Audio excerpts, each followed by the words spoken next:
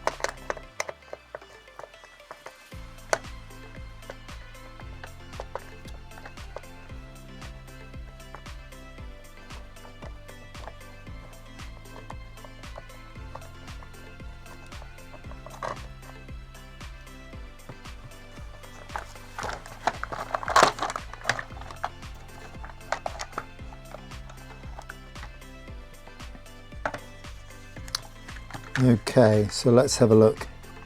There's the seat with one of the stickers inside. There's the front wheel mechanism, which just simply slides back and forth on there. Some of the screws, which we'll place down there. This is the motor mechanism.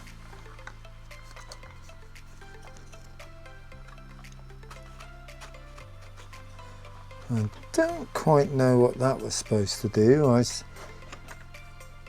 don't think that was hooked into there.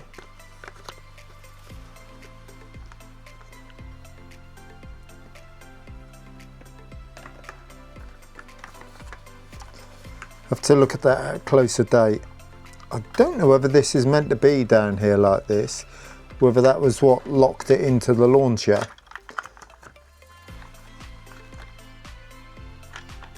Obviously a screw mounting there, and then this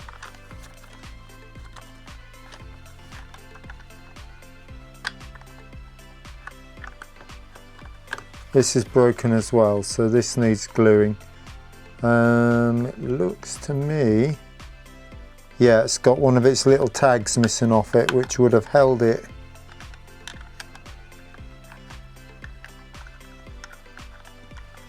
It's got one of its little tags broken off, and that snapped there. It's a little nylon bit that would have held it in there, and that would have operated, I presume, somehow the parachute box.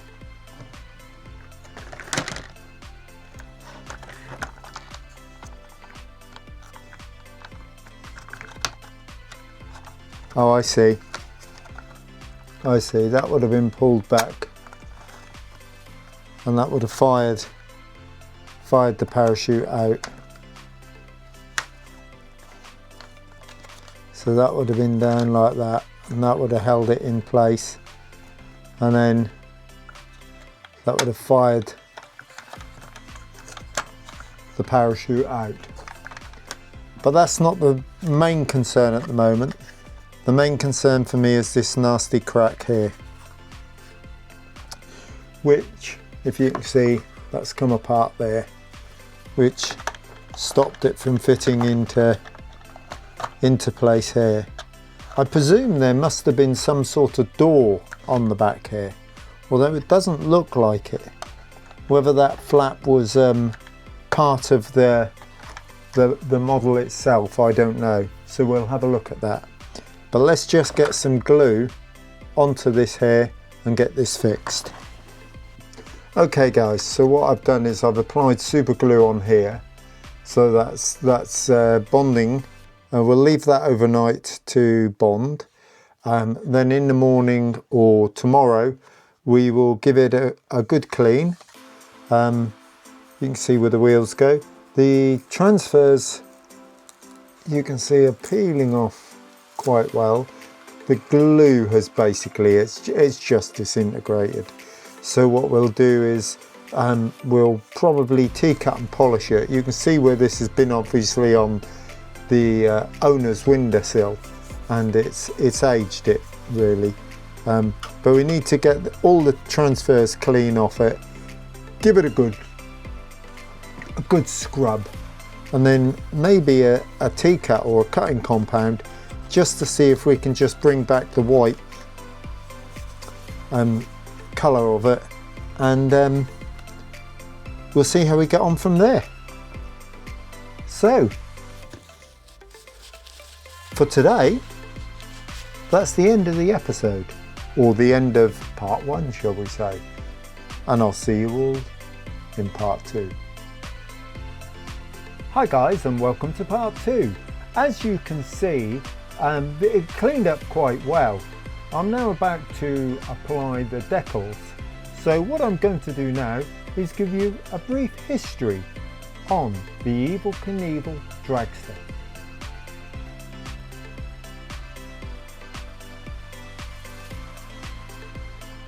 The dragster was issued in 1976, based on a real vehicle owned by Knievel himself.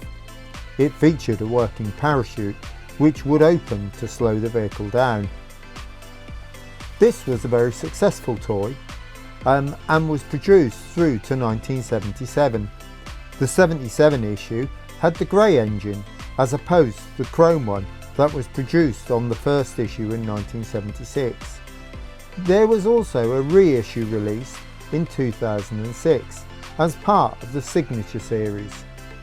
And so you can tell that mine was a 1977 issue, as it has the grey engine on it. The decals that I'm about to apply, I manufactured myself. Well, I copied some pictures off of the internet and tried to blow them up the best I could, and then print them out onto white vinyl. As you can tell, some of them aren't 100%, but I think that the finished article is not too bad for what it is. As you can see, just as I would have done as a child, it takes me several attempts to get the transfer stickers in the correct place, but they soon go on, and I feel it gives it that wonderful look.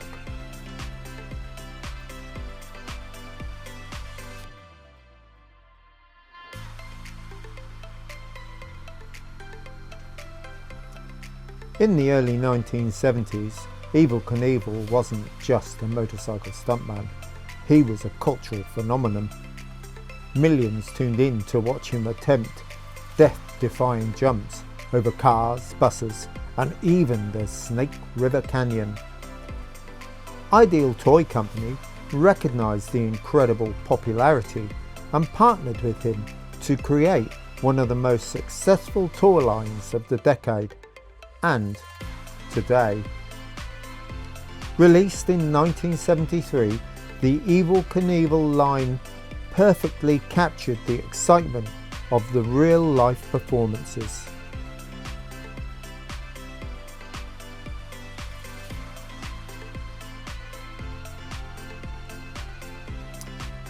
The centrepiece of the toy line was the Evel Knievel stunt cycle, powered by the red hand-crank launcher known as the Energizer. Kids could spin the flywheel to incredible speeds before releasing the motorcycle across sidewalks, driveways, ramps and homemade obstacle courses. Unlike many toys of the area, the stunt cycle was surprisingly durable, and it could crash dozens of times and still be ready to jump another, making it endlessly entertaining. Mounted on the motorcycle was the fully articulated Evel Knievel action figure. He wore his signature white jumpsuit, decorated with red, white and blue stars. Complete with the white helmet and cape, the figure could grip the handlebars, survive spectacular wipeouts and keep coming back for another stunt, just like the real Evel.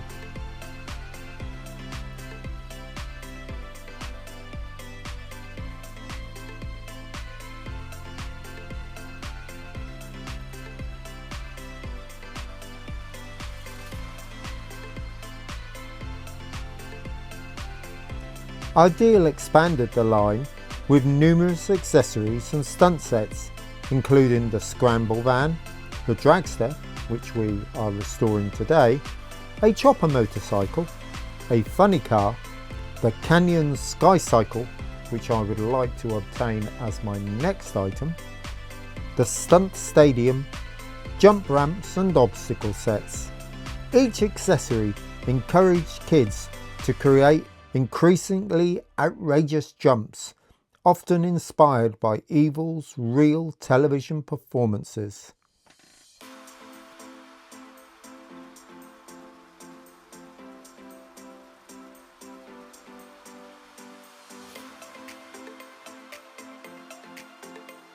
Ideal Evel Knievel toys are highly sought after by collectors.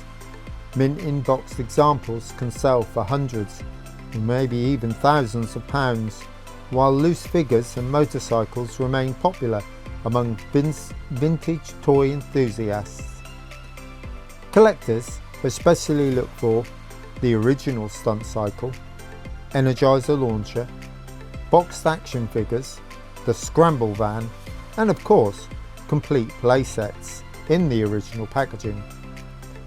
Condition, completeness, and working items are affecting the value.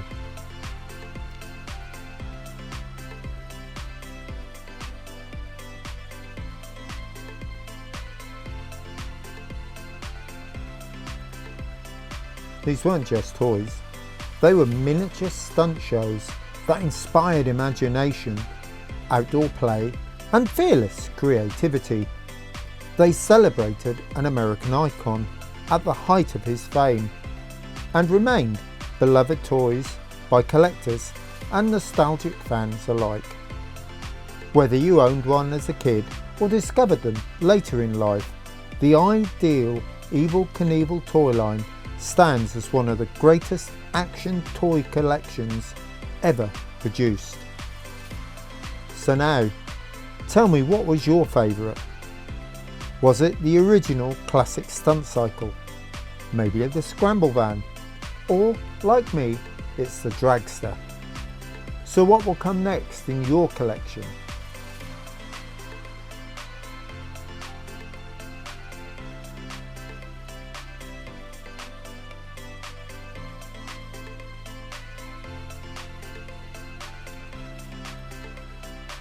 As you can see here, I'm having a little bit of a difficulty in putting it back together. This is mainly because I couldn't remember how I took it apart. I should have watched this video to see that.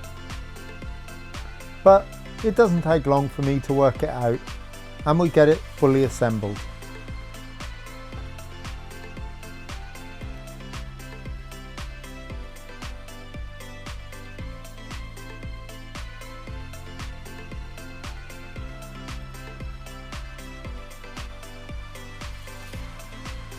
So as a child for me, it was Evel Knievel's daring feats. But as I got older, I discovered something else through watching his jumps that amazed me more than anything. And that was, throughout his career, Evel Knievel rode several different motorcycles. Early on, he performed on Triumph motorcycles, but he became most closely associated with the Harley-Davidson brand. This lightweight, flat-track racing machine provided the speed, handling that he needed for most of his famous jumps. Although the XR750 Harley-Davidson became an icon alongside Knievel, no motorcycle could guarantee success, and his career was marked with both incredible achievements and serious injuries. But you have to remember, these weren't specially built machines for jumping over things. These were just bikes you could buy from a shop, like the Triumph Bonneville that he did the famous jump over the fountain in Las Vegas, or didn't, shall I say.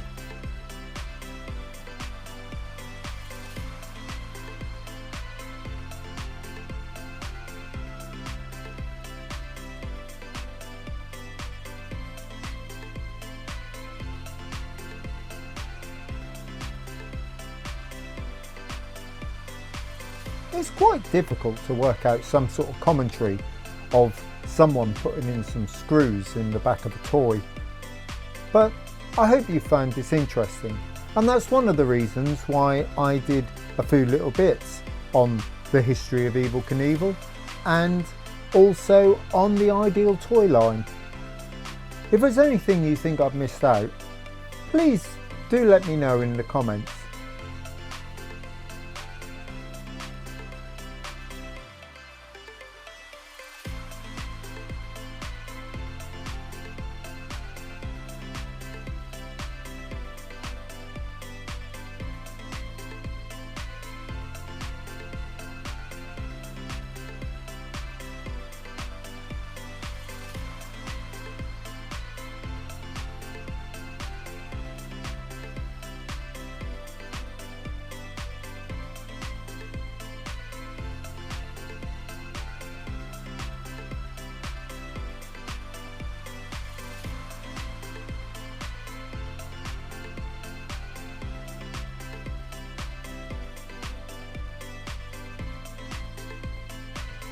So as we complete the final assembly of the dragster, you will see the finished article.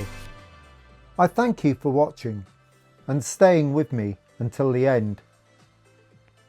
If you've enjoyed this, please come again and watch one of my other videos. It might not necessarily be on an Evel Knievel toy. I could be out kayaking, or maybe camping, or maybe something even different. Remember, this is my adventures of my life and what I'm up to. Take care all. Hope you've enjoyed this, and I'll see you all soon.